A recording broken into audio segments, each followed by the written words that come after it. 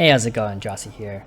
So I've been playing a lot of RBGs as this priest lately, and what I've noticed is that there's so little guides and resources out there on how to actually play RBGs, right? Especially for this priest.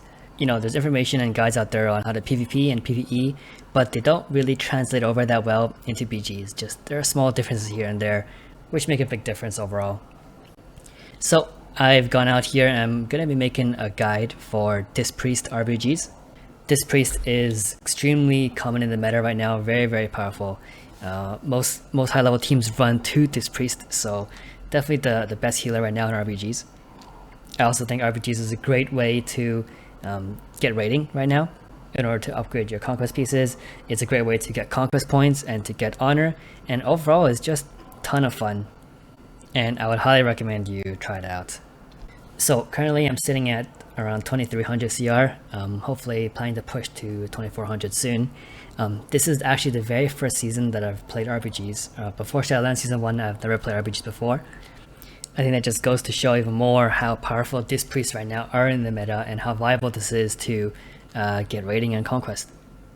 In this video, we're going to be talking about all the basics like Covenant, Soulbind, Legendaries, gear, trinket, talent builds, and we're going to have some very important add-ons that you want to have, and some tips on macro play and micro play.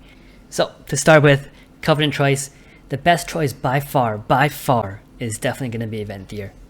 Mind Games is just such an insane ability in PvP. It puts out so much pressure on the enemy team, and it's extra powerful in RBGs actually because there's already so many abilities going around that need to be dispelled that healers aren't able to just save their dispel for Mind Games. And yeah, even if they do, you often run with a Warlock where you can have dispel protection, so they can't just dispel a Mind Games off an enemy healer. Door Shadow is also an insane ability. Mobility, movement, positioning is so important in RBGs. Door Shadows solves the issue for Priest, where normally we're such a slow class, but now that we have this ability, we can actually get around and cover important positions. For Soulbind, we're going to be going with Nadia. Most importantly, we're going to be trying to get this last row here, Familiar Predicaments, reduce the duration of incoming interrupts, snare, and root effects by 25%.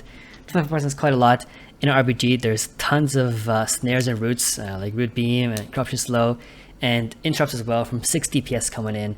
Even though this priest you have 2 schools of magic, you want to be locked out as little as possible. Familiar Predicaments and Nadia is just going to keep you in the fight for a really long time. Thrill Seeker and Agent of Chaos are nice to have as well, but yeah, they kind of just come along with what we're trying to get here with Familiar Predicaments. For Potency Conduits, first we're going to run Shatter Perceptions.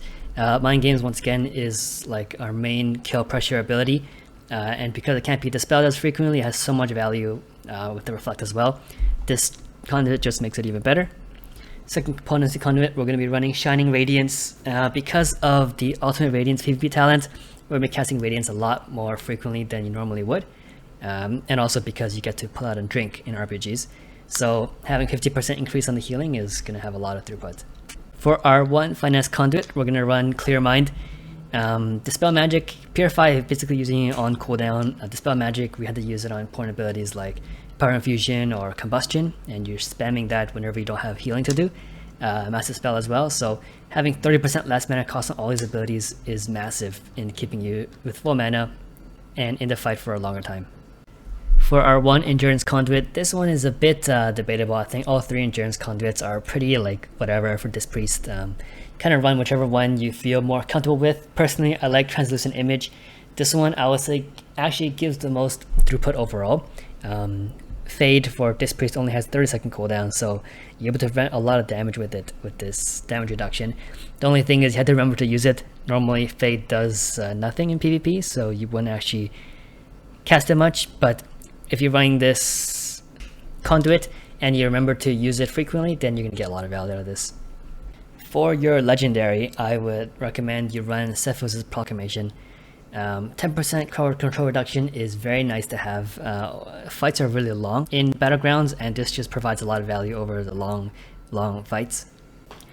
In addition to that, you're basically always either CCing someone with your fear or just dispelling targets over and over.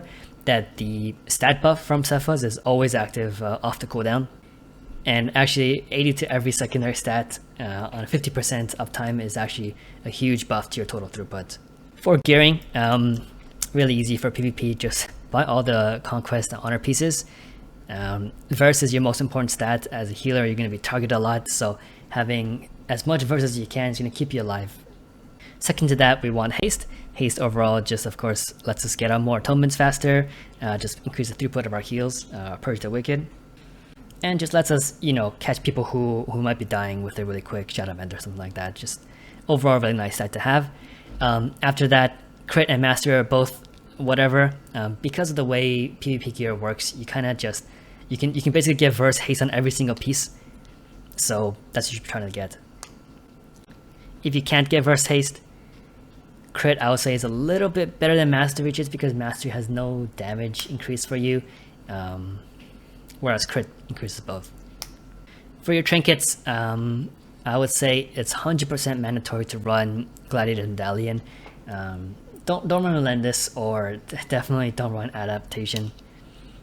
It's so important to be able to have on-use CC break, like when you're being capped on at a base, or you're being mind controlled off a ledge or something. Like having control over when you can break CC is so important. A lot of times also you can just sit the CC, you have 2 other healers to cover for you, right, if no one's in danger.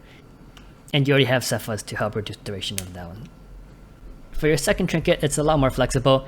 I think the on-use primary stat is really good, the proc primary stat is really good, and just based on whatever you feel like you're more comfortable with. Battle Master is also really good if you find yourself needing to survive or being trained really hard. Just make sure you get the PvP trinket so you get the set bonus. Okay, so on to talent builds. As I was mentioning earlier, most meta teams right now are running 2 Disc Priest. And what's really interesting is that when you run 2 Disc Priest, each one should actually go a different build, just because there's a lot of abilities that don't stack with each other. I'm going to be covering both of these builds. I'm going to be calling them the offensive priest build and the defensive priest build. So first, for the defensive priest build, this is also the one that you're going to be running if there's only 1 Disc Priest. I would say it's the more default one where you're going to be running this most of the time.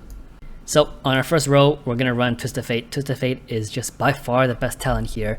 In a Battleground team fight, people are dropping below 35% over and over. And because it lasts for 10 seconds, I find that basically throughout an entire team fight, you have this active almost 100% of the time. And 20% increased damage and 20% healing is just massive for 1 talent. Second row, Body and Soul and Jug Feather are both good. Personally, I run Body and Soul, just I think it's a bit easier to use. You can get more value out of it without trying to remember to use Feather. They both do the same thing really, you just increase speed of either yourself or your allies, which is really useful in a Battleground. Third row, I run Power Solace. It's just another ability to increase your mana. Mindbender is also good. The only issue of Mindbender is that there's a lot of AoE CC that goes out in Battlegrounds. Like, you don't want your Mindbender to get caught in a Fear or Shadow Fury, and you just lose out the mana from there. Whereas Solace, if you just make sure to use it every cooldown, then you're getting great mana value out of it. Fourth row, default is Psychic Voice. Basically, doubling the amount of Psychic Screams you get is massive. That's the main CC that you're going to have. Shining Force, I would say you can run this on a couple of maps where it has a niche use, such as Eye of the Storm, where you can get knockoff kills, or the cart map, where you can push people out of the cart. But if you're not familiar with the exact uses of Shining Force and where you can actually get like straight up kills with it, I would say just go with Psychic Voice, get more of your CCs out there. Fifth row, Sins of the Many, not much choice here. This is just a really great talent for increasing your damage. Sixth row, Purge the Wicked, definitely the only choice here. Purge the Wicked is so powerful. Usually by the end of a Battleground, their highest damage is going to be Purge the Wicked. It spreads with Penance, which is really, really nice, saves you a lot of GCDs. And it's just basically like, hands-off, pain-free, atonement healing, and damage as well. And in the last row, we're going to be running Lenience. With this defensive build, we're going to be trying to keep atonement up on everyone in our party. So this is just, entire team-wide 3% damage reduction taken by 3%, which is pretty massive. For our PvP talents, there's 2 mandatory ones, which is going to be Trinity and Ultimate Radiance. Ultimate Radiance just turns a Radiance from a skill which you would never cast normally in PvP into a skill with just massive burst healing, instant cast, and it heals people from like 50% to full. It still uses a lot of mana, but it heals so much on a quick cast that we're going to be running this every single time. Trinity doubles the duration of your atonements, which is just really, really massive. It's going to save you so much GCDs over the course of a fight where you're trying to maintain atonement on everybody. It also increases atonement healing by 20% and increases the crit chance of Smite, Penance, and Shadow Fiend by 25%. This is just a totally overloaded PvP talent, which is going to increase your total throughput by a massive, massive amount. The last talent obviously has a couple choices. By default, I would be running Dome of Light. It reduces the barrier cooldown by half, and it doubles the amount of damage reduction it provides, which is just really, really good for like a flag map or a big team fight. If you don't want Dome, or if you're playing in a map that doesn't have like important targets to keep alive, you can try running Archangel. Archangel is gonna just give you huge amounts of total throughput over a long fight. Really, it's for maps where you're kind of just in one, big team fight for like a really long period of time. The next build we're going to talk about, the offensive priest build. This is the one where you're going to run if you have a second disc priest in your party who is running a defensive build. The only difference here for talents is in the last row we're going to be taking Spirit Shell instead of Lenience. Reason for this being that Lenience doesn't actually stack. If you have two priests and they both have full atonements up, the damage taking reduction is only 3% instead of actually 6%. So what we're going to do is we're going to run Spirit Shell. And how we're going to use Spirit Shell is, at the start of a fight, we're going to turn on Spirit Shell and just drop 2 Radiances. So because we run Ultimate Radiance, the 2 Radiances is going to have a massive amount of shielding for your entire team. It's going to put Atonement on your entire team. And from there, we're going to run Dark Archangel instead of Trinity.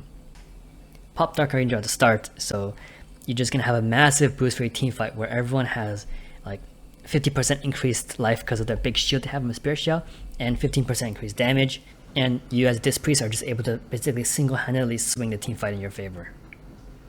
The reason we don't run Trinity is because we're going to be getting a lot more of our atonements through casting Radiance, right? We're going to be using Spirit Shell every minute to get this big shields up, and we want our Radiance to still spread atonement. Outside of that, the rest of the talents are the same. You still run Ultimate Radiance, and the last talent, you can run either Dome of Light or Archangel based on your own preference. So next, I'm going to be talking about a couple macro play tips that's going to really up your win rate in RBGs. To begin with, the most important thing I would say for winning RBGs is to make sure to play the objectives, right? So wherever map you're on, make sure you know what the objectives are and you actually play towards those. This is not an arena match where you win by killing the enemy players. Killing the enemy players helps for sure, right? There's less players stopping you from getting what you need to get done. But what you actually need to do to win the game is to play the objectives. Make sure you're not fighting, on the middle of the map, just in like doing nothing. Like, doesn't matter if you win a fight in the middle of the map and then you run over to the objective now after that, and then they've all respawned by then. And this whole point, they're building up points with their bases. Or you're fighting in the middle of the map, against like a tank and 2 healers, and you have like 6 people here, and you just can't get the kill on him because he's so tanky, and they're just running the flag back and forth and killing your flag carrier. Once you get out of the mindset of just trying to kill players and actually playing the objective in the battleground, you're going to be winning a lot more games. Next big macro tip I can give, kind of similarly related to the last one, is to watch the map. You should always try to be aware of where the enemy players are, how many people are in the team fight with you, and if there's empty bases here, or if your team has empty bases. You need to be aware of these things so that you know what your next step should be based on where you should go and where you should fight. If you're, for example, if you're aware that you have one of your bases sitting empty, just because you want to win a team fight or something, and then you see on the enemy team the rogue has just pulled out of the fight and started running away, you need to call that out immediately so you have someone defend your base. If you're not aware of something like that, if you're not aware of the map and where the enemies are, that rogue is just going to go and get your base for free, and you're going to set you behind on points. The final big tip I can give for macro play is to have good communication. If there are 3 melees on you and you're kind of in the back of the team fight, you need to call for help, right? Like the other players, you can't just rely on them being aware of everything that's going on if you're not telling them what's going on. If you're defending a base and maybe just 2 of you here and you see 4 people coming from the enemy team, you need to let someone know immediately so your team can come to help you defend this base. The more information that you share, the more communicative you are and everyone on your team is, the more information that everybody has collectively as a whole, and your whole team is going to be able to make better decisions, better rotations, and just win fights with that kind of information. Make sure you call things out, like you're going to hit someone with the mind games and they're low life. If you get this massive spell, a bubble or something. If you're getting a big fear on like 2 of the enemy healers. All this information is useful to the other players on your team, and you should try to, just be very vocal about it. It's also important to remember that RBGs, because there's 10 players on your team, it gets a little hectic sometimes. A lot of people talk about a lot of different things where the thing you say might just be, missed out by some people, right? So like if it's really urgent, like if you're going to lose a base and you need someone to come help you right now, just keep repeating it, keep telling people like, hey, come help farms. Eventually someone's going to hear and come get you. But if you're not vocal about it, if you're not insistent about it, it might get missed out, and don't lose a game just because you didn't want to share information, just didn't want to bother people or something. RBGs is more of like a macro level game where the information is what's gonna win you the game. So next thing I want to talk about is some micro play tips that I want to give. These are tips which are going to help you actually win the team fight that you're at. First tip, I would say most important, is to make sure to rely a lot on your atonements. Have faith in your atonement. At the end of the fight, the highest of your healing should definitely be atonement. Try to keep your atonements up as much people as possible. Keep your Purge the Wicked up on as much people as possible. And just through that alone, like if you can get your whole team covered in atonements and the whole enemy team covered in Purge the Wicked, you're already going to be like pumping up massive amounts of healing just from that. And then from that point on, you just spot heal the people who are dying, drop Radiance if your whole team is getting low. But remember that, like, once again, you have 2 other healers with you, right? Where someone might be, getting low-ish, but if they're half, it's like, not too dangerous yet. Don't be too scared. You don't have to heal them right away. Just make sure you keep getting your atonements out there and just get a huge amount of throughput, and that's gonna help your healers out overall in the long run. Another important tip I can give is about drinking. So this is different from Arena, where it's really difficult to drink. In Battlegrounds, it's so hectic that oftentimes you can sneak out, or you can just run really far to get a drink out. And getting drinks off is really important because fights often last much longer than healers' mana could last for. And if you outlast enemy healers in mana, then you're gonna win that fight. It's also important to just don't only drink when you're at like 0% mana, because at that point it's kind of too late, and if the enemy notices you're at 0% mana, they're gonna be sticking on you much harder because they know you're gonna want to drink. Instead, what you should be doing is trying to rotate drinks with your healers, with your other healers, right? So if you see that all the enemy cooldowns have just gone off and been used up, the wings are down and stuff, and you're at 30% mana, maybe now's a good time to let your team know, let your other healers know that you're gonna peel off to get a drink, try to get up to 50-60%, and then once you come back, let them know again, and the next healer can go off and drink. And when you're rotating this way, you always have your healers healing, so keepers don't just randomly die. At the same time, you're keeping up everyone's mana. Final important tip I can give about teamfight play is to cover your other healers, right? Cover your friends. In arenas, you never have multiple healers, but in BGs, one healer, you just can't survive if there's 4 DPS on you. That if they jump on, if your enemy team jumps on your friendly healer, you have to be there to save them. It's up to you to pump out, some damage reduction or big heals, or grip them out of danger or something. But there's nothing they can do once they're being jumped on by everybody. It's really, really important, to dispel roots off of your friends who are stuck in a solar beam or a poly or something, and just make sure they stay alive. If a DPS dies, it's really not good, but they can just survive in 30 seconds and come back and join the fight. But if a healer dies, you fall behind on throughput, there's less healer to cover you after that, and the team fight just really quickly falls apart if you let any of your healers die. Alright, finally, I want to talk about 2 add-ons which I would consider mandatory for RBGs. First one of which is going to be called Battleground Enemies. So what this does is it kind of shows frames for each of the enemies in the BG. It shows things like their spec, their trigger cooldown, what kind of DRs they have on them. It shows you their HP and if they're in range of you, stuff like that. Really, really useful to see, who you're playing against. Also useful to see, it tells you how many people are targeting them, so if your team is all focused down on one person, you can throw magnets on them.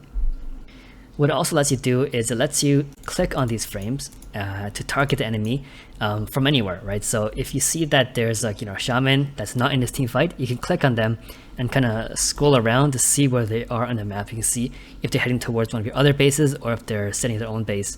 And you kind of scroll through the Battleground enemy frames and like really quickly see where everybody is, and that's so valuable in RPG. The other add-on, which is extremely important, is called capping. What this does is it gives you a couple countdown timers about important things in the BG. Things like, if this flag is going to be capped within how many seconds, like 30 seconds until this flag caps. It also tells you things like the final predicted points.